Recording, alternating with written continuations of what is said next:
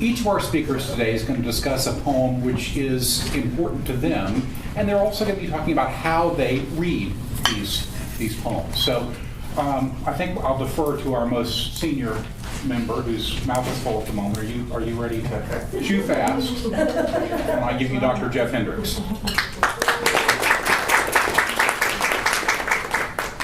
I'd like to welcome everyone here today and say this faculty favorite is a new theme that we have that we hope will open up to, in the future, when we have it, to be faculty, student, and staff favorites. And so it gives an opportunity for people to maybe speak about their reading habits and some of their favorites and why whatever they read is important to them. So to begin today, I'd like to start with a few attempts to try to answer the question, what is poetry? I'm not going to answer that really, though I'm going to quote a few poets. For Edgar Allan Poe, it is the rhythmical creation of beauty. For Emily Dickinson, she says, if I read a book and it makes my whole body so cold no fire can warm me, I know that is poetry. If I feel physically as if the top of my head were taken off, I know that is poetry.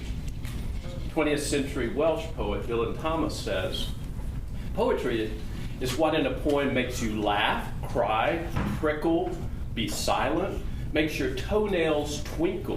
That's a nice poetic line. Makes you want to do this or that or nothing. Makes you know that you are alone in the unknown world, that your bliss and suffering is forever shared and forever all your own.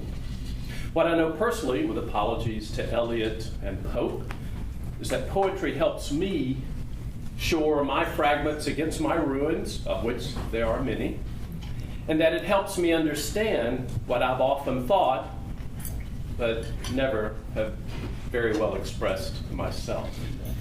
So today my poem is from actually one of the mentors of our faculty, and that poet is Natasha Trethewey, an African-American woman who is a former poet laureate, Pulitzer Prize winner, native of Mississippi. And her poem is called South, that I'm going to read and then talk about a little bit. The question is this a radical poem?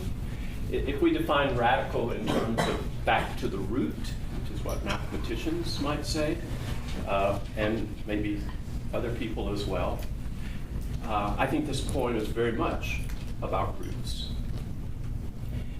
I return to a stand of pines, bone, thin, phalanx, flanking the roadside, tangle of understory, a dialectic of dark and light, and magnolias blossoming like afterthought, each flower a surrender, white flags draped among the branches.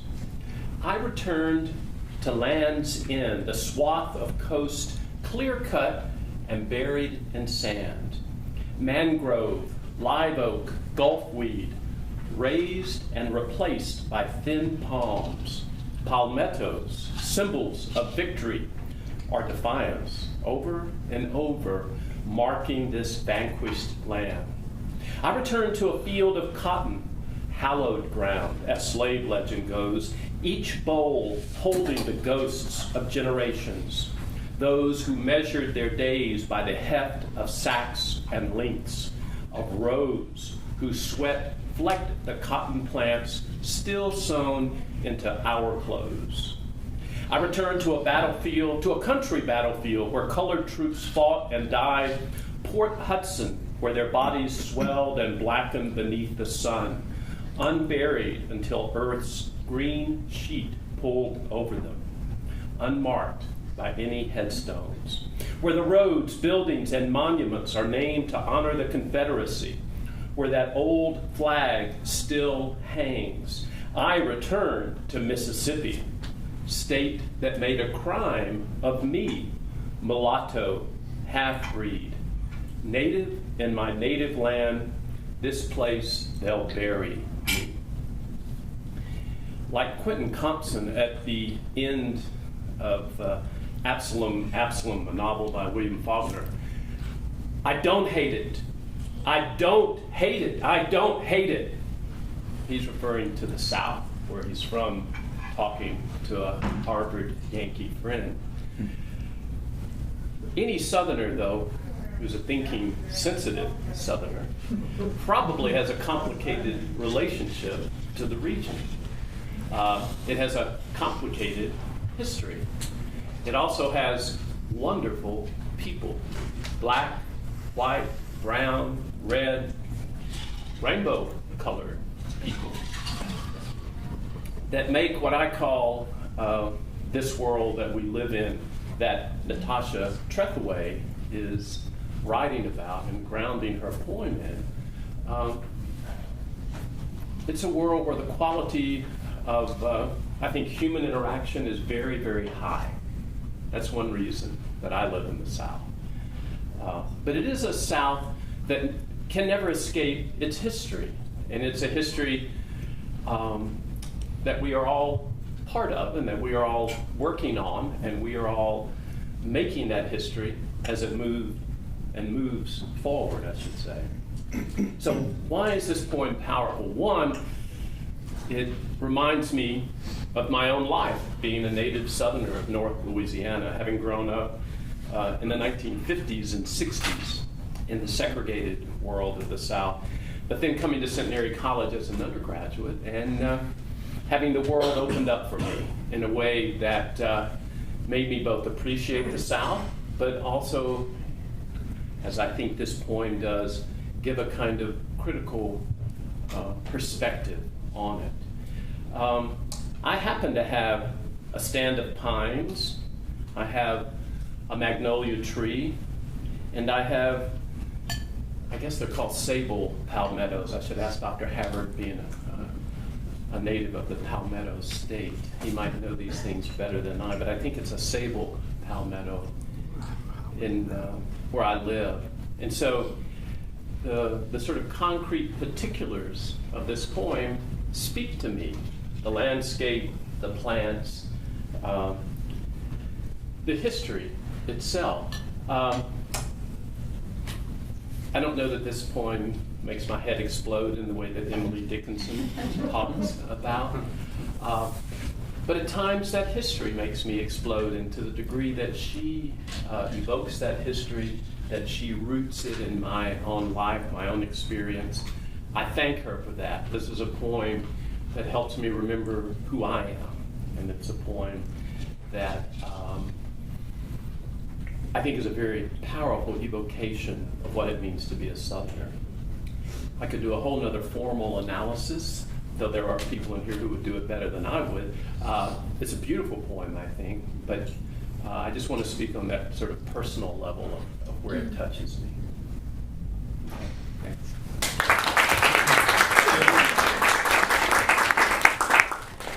Emily, would you like to go Okay. next? So you all have the poem that I'm going to read.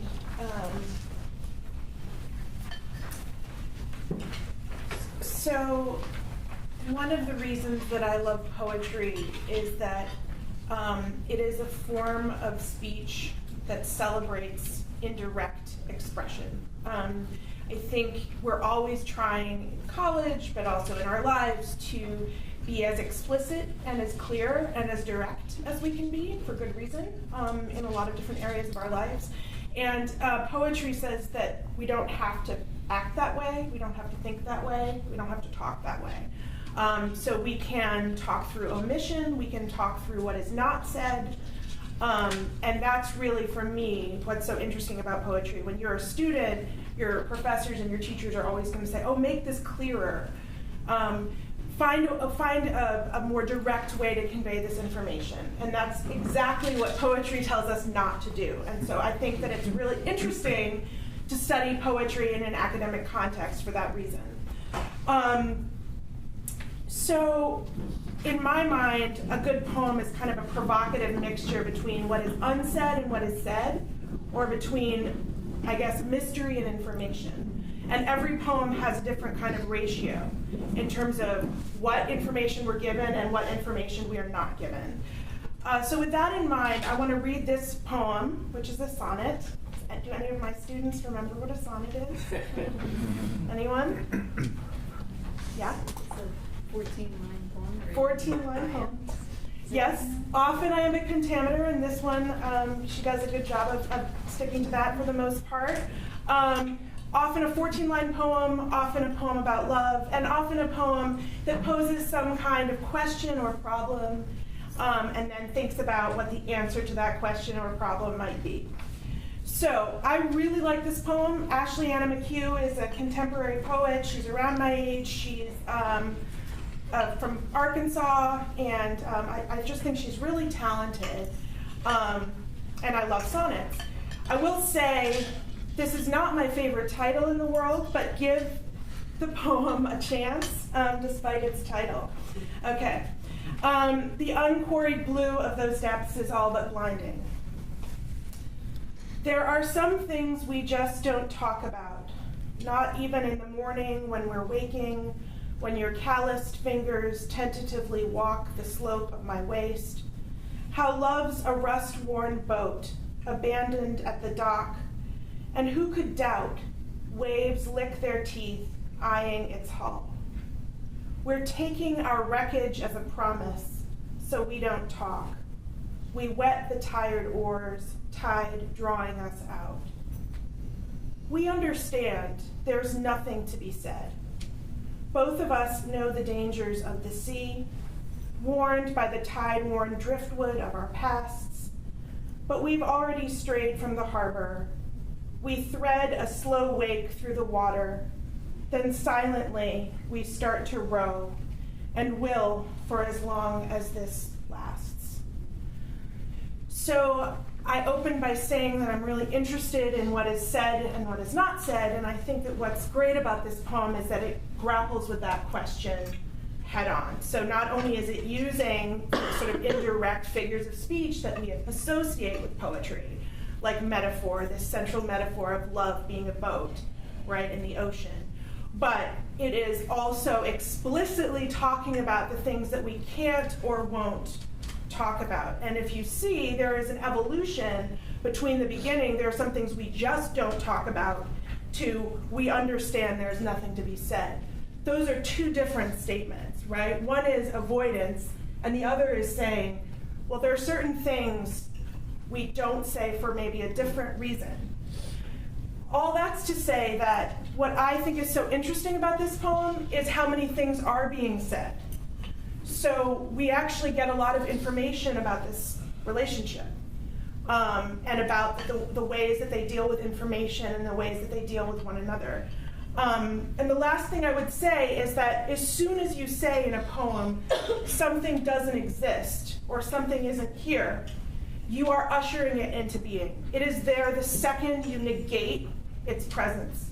And that's another really interesting paradox about poems, is that as soon as you say, oh, here are all the things I don't remember, or here are all the things I don't want to say, you are essentially saying all the things that you remember and all the things that you want to say. So that, to me, is one of my favorite contemporary poems, because I think it's really engaging with the sonnet tradition, and it's engaging with this sort of central question that poetry raises of whether or not, or when mystery is fruitful and interesting, and when mystery is just obfuscation and hiding. And I think that this poem does a really good job of letting us in, but also keeping us at arm's length.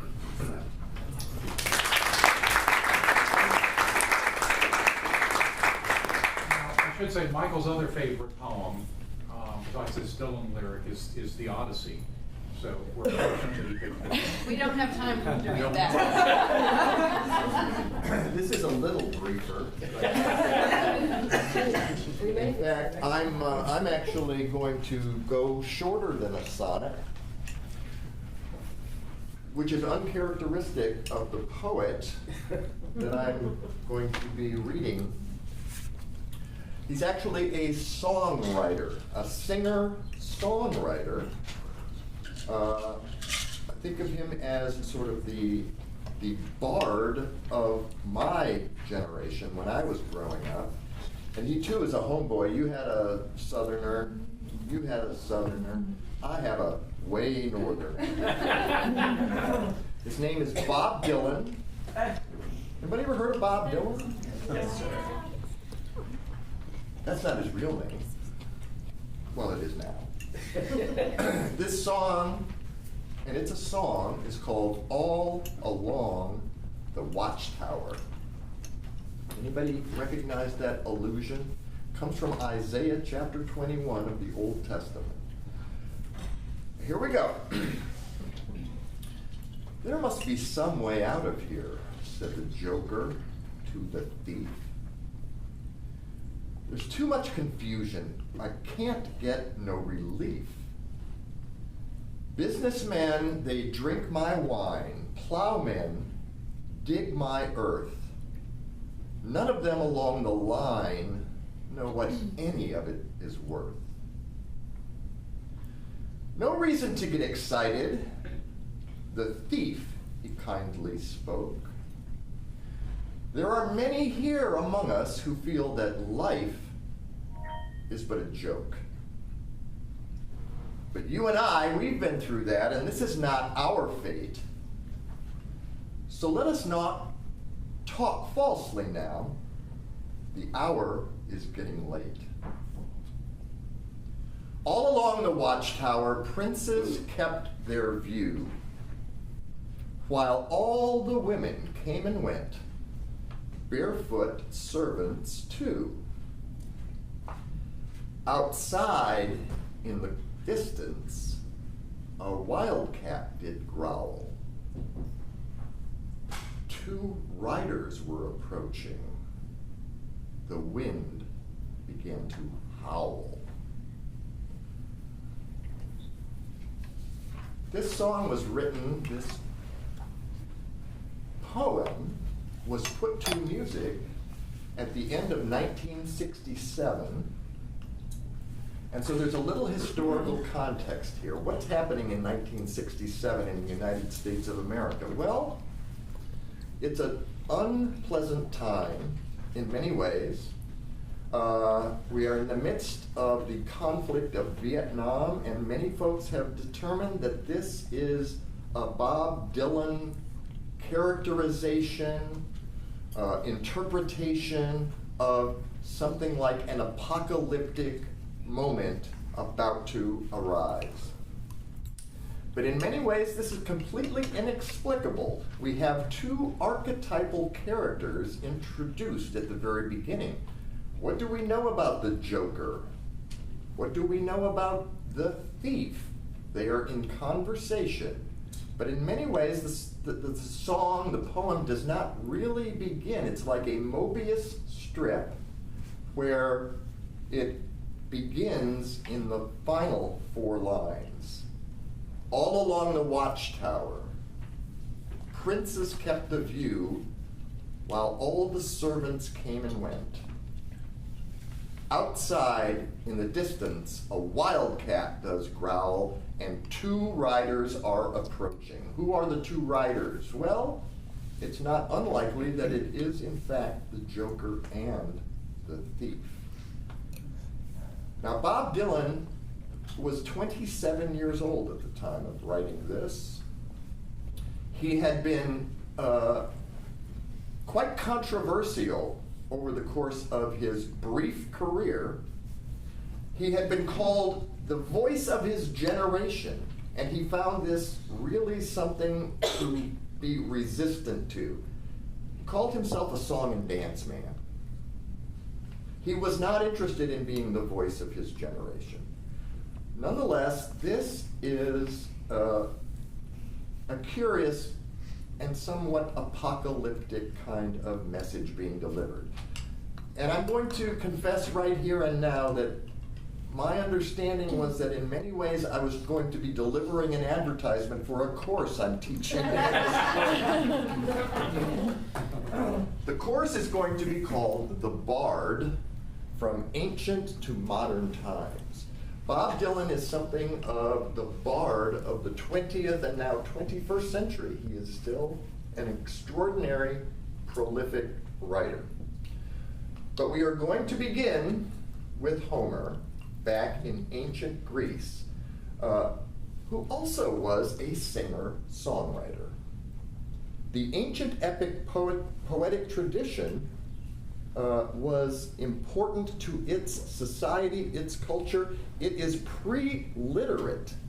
They had no other way of sharing their cultural information other than to sit at the foot of a fellow stringing and playing his lute or lyre while reciting from the top of his head the mythology, the stories that they all had to share. How to behave, how to respond in particular circumstances, how to conduct oneself under the different kinds of conditions. We see that today in popular music, in folk music. And that's it. Thank you.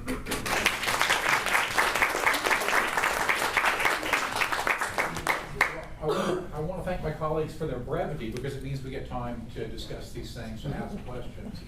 So we'll open up for that. Anything y'all would like to know? Jeff? I'm interested in asking Michael, but then open it up. Perhaps students know more than all of us do. I'm interested in what I see happening in contemporary culture, where spoken word poetry and slam poetry is perhaps, as I see it, and again, I'm not an expert on it, but moving back towards song, or bringing that back into poetry in a way that the tradition I was raised in, a more academic poetry, doesn't quite do. And I find that interesting in contemporary culture, that's a powerful movement, I feel. Well, and I would add rap music in particular as well. It's a contemporary, and I would associate it with digital culture in the 21st century. And that's part of what I'm hoping will be teased out in the course that we're going to be, where we're exploring this idea of the bard.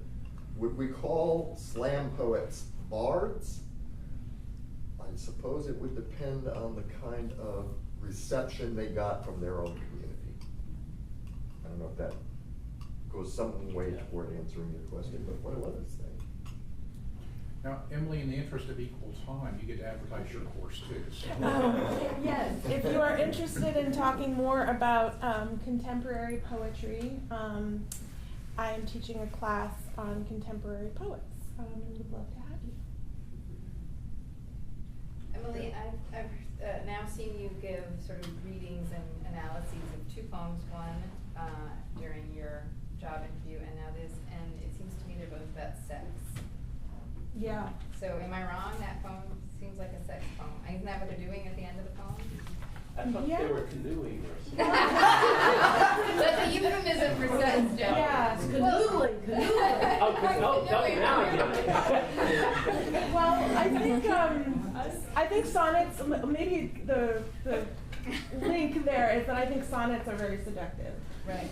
Well, part of what I think is interesting about sort of that, in the context of your analysis about what's being omitted, what's being said and unsaid, and how communication often fails, is that, of course, you know, and there's this sort of self-helpy sort of love languages stuff, that sometimes we communicate in non-verbal ways.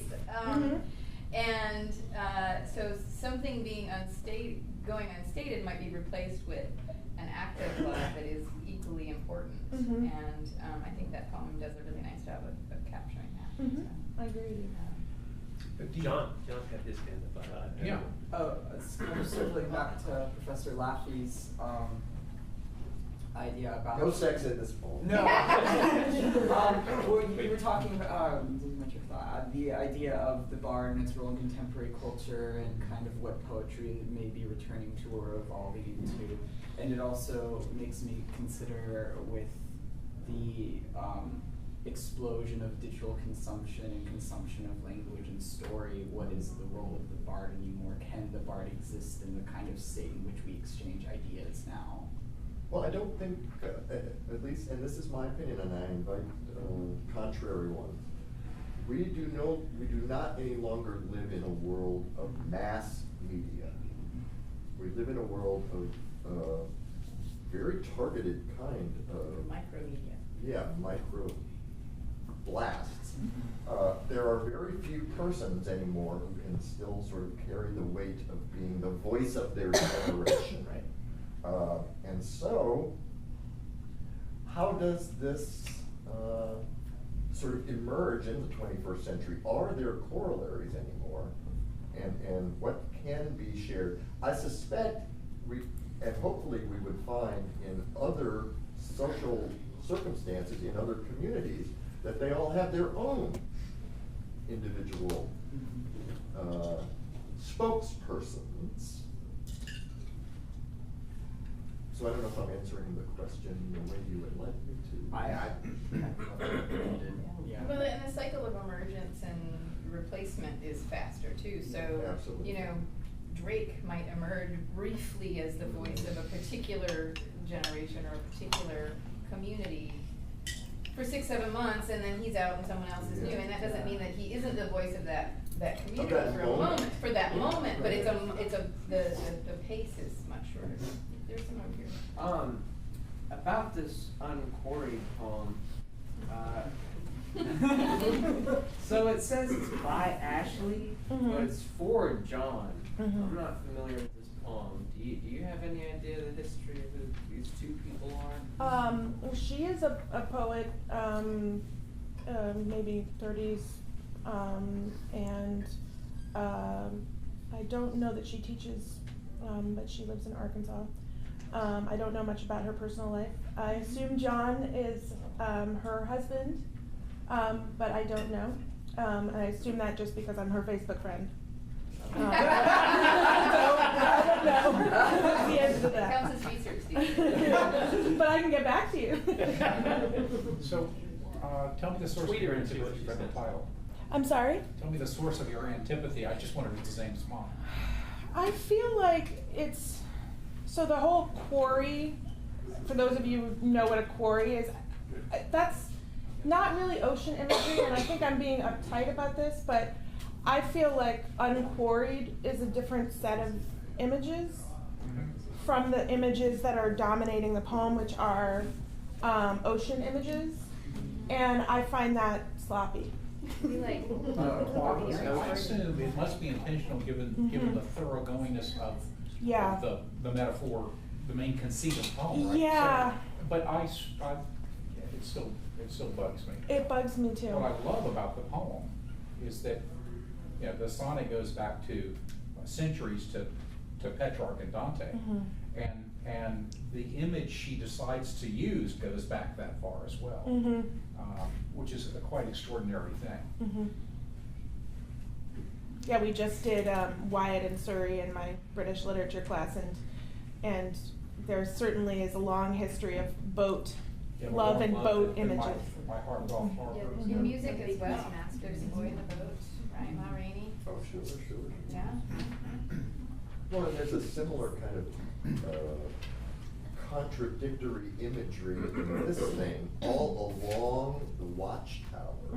It's created a bit of what is this space? And so it's the same kind of almost deliberate confusion, I suspect, that's being cultivated by this Well, in imagery. Jeff's poem too, which uses pine trees and magnolias, and the point about magnolias is naturally, of course, they go all the way to the ground. I mean, the leaf structure goes all the way to the ground, which is And then the sort of natural. dialectic of light and dark, right, which is one of the Yeah. lines. And if But you it's like sort the, of oh sorry. No, go ahead. If you like the South poem, it's Natasha Trethewey's response to Seamus Heaney's North, which is his poem about sort of Vikings and northern history and heritage. Just a comment about how our lives and the lives we live every day sort of shapes the way we interpret things. These days, hearing the Dylan lyrics and thinking back to my high school days of hearing Jimi Hendrix on his electric guitar play that. But today, when I hear those lines, I see Game of Thrones in my head. Right. I mean, I really do. The Watchers on the wall. Yeah, exactly. Take the oath. And so it's really funny, just your cultural life every day really shapes your response to. Well, and I suspect young people today, when they think of a bard, that's now a role in video games playing, isn't it? Yeah. Explain what a bard is. In tabletop games specifically, it's literally a musician who channels magic through his music. And usually it's a medieval instrument, lutes and whatnot, but they're wizards who use music instead of spells. That's a pretty good definition of a bard.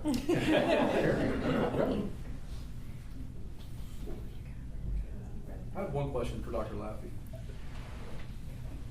Do you see the poetry taking that turn to the musical because the music is such a carrier of emotions? That are you seeing that more as a trend these days, where they're starting to really move back to the musical style instead of just a, just a written? Well, rhythm is an important component, and it's even as far back as ancient times. Homer crafted his poetry in order for it to be memorable enough that he could be able to recite it. But what I find most intriguing about music is that there are very few of us, at least from my generation, I don't know what it's like anymore, but who don't hear 3 notes of a song that used to come on the radio when we were kids, and we could go through and remember every single word.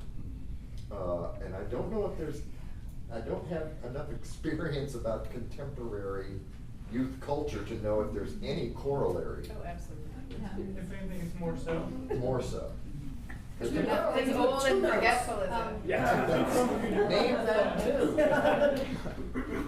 The ancient term for, we would talk about reciting poetry or something like that, but the Greeks talk about singing it, and that becomes part of the epic tradition. The verse is always being sung. John, did you have a point? Just kind of musing. I think I feel like, at least in terms of contemporary poetry, it's almost like a restoration, in spite of like the shape and size of the scale upon which the media is distributed. That there is still this kind of yearning to return to how poetry might have intended to be experienced. And I just wanted to add to your question. Dr. Havard sent me an essay that I found really, really fascinating from a Harvard med school student who's pretty advanced, I think, but who wrote about the power of poetry and music to affect the brain, to sort of rewire the brain a little bit, and how medical students are learning how to use poetry and song in helping their patients. Okay, and I think there's one line that says, hopefully this will replace some of the opioids, painkillers. Well, But dancing is an important part of my pedagogical approach. So take my class. You'll learn the poetry dance. well, back in the day, the whole question was, can you dance to it? Right? Jeff, do you have a course to advertise? Well, I will be teaching Trethewey and American Lit this spring, so that was my point. But as we shut down, we're going to need to shut down and keep everybody on schedule. I just wanted to do a little self-promotion for my colleagues here. Not only should you go out and buy and talk to Dr. Lighthouser about her book right here, The Borrowed World, Dr. Havard, who I'm behind and showing off, Penelope's Design and Map Home. We have poets here on this faculty. Well, let's not forget Jeff Hendrix's book. I'm merely the gatekeeper for Mr. Rolfe there. So, Well, thanks for coming, folks. It turns out that rock and roll can not only satisfy your soul, but your mind as well. We'll see you at next colloquium. thank you all so very much.